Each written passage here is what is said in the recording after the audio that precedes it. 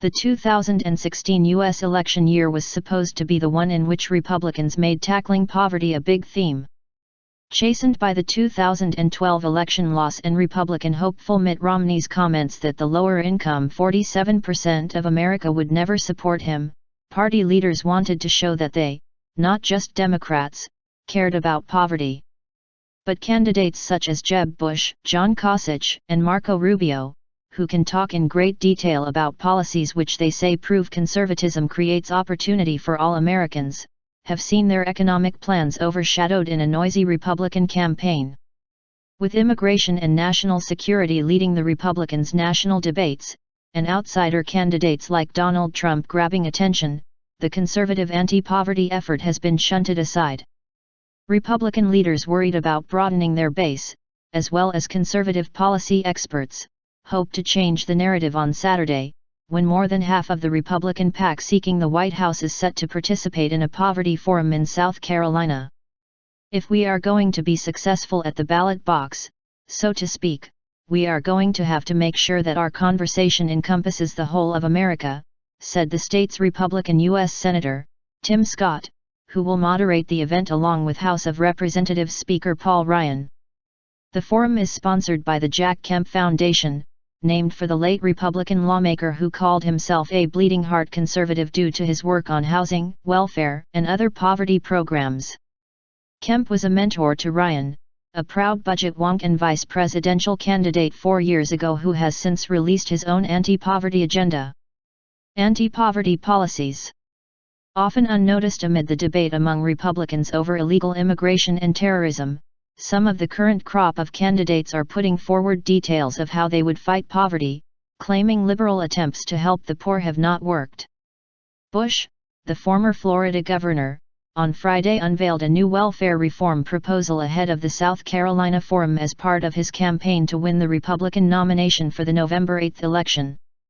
Rubio, a U.S. senator from Florida, who often talks about his modest upbringing with a bartender father and a mother who worked as a maid, proposed a new tax credit for families with children. Ohio Governor Kasich said in announcing his bid for the White House that he would work on behalf of drug addicts, mentally ill and poor people. Republicans have touted plans to reform vocational training or higher education in the party's televised debates, but the most recent televised encounter focused on national security. There was almost no mention of the poor. The 5 top Republicans in Reuters/Ipsos opinion polls, Trump, U.S. Senator Ted Cruz, retired neurosurgeon Ben Carson, Rubio, and Bush, have television ads on immigration, terrorism, and their backgrounds, but not explicitly about poverty. Short on details. When poverty does come up, policy details can be light.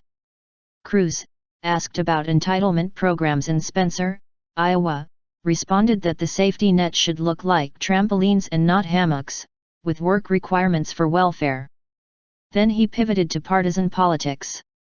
I thank God some well-meaning liberal didn't come put his arm around my dad as a teenage immigrant, said Cruz, whose father was born in Cuba. Jimmy Kemp, Jack Kemp's son and head of the foundation, said candidates had been forced to respond to voters' concerns about terrorism. The economy and unemployment were Americans' top concerns for much of 2015, until terrorism worries spiked late in the year, according to Reuters/Ipsos polling. Americans' frustration with politicians was also evident in the public's skepticism about Washington's ability to fix their problems. Trump's ideas about bringing back manufacturing jobs to America represented more of a trust me approach than substantive policy, Kemp said. People may kind of just think that we're going to have a government by executive order going forward, and so maybe they're thinking, well, we might as well have somebody like Mr. Trump in there, Kemp said. In 2012, voters said in one poll that Obama cared more about people like them than did Romney, the former governor of Massachusetts, by a margin of 81% to 18%. Who cares more about people like you? That's how Romney lost that to Barack Obama, said Arthur Brooks, president of the American Enterprise Institute, a conservative think tank.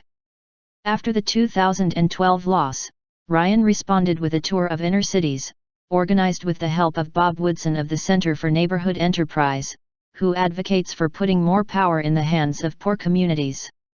Generally a supporter of Republicans, Woodson said the South Carolina Forum is an opportunity to prod candidates to spend more time in poor neighborhoods and speak out more on the issue.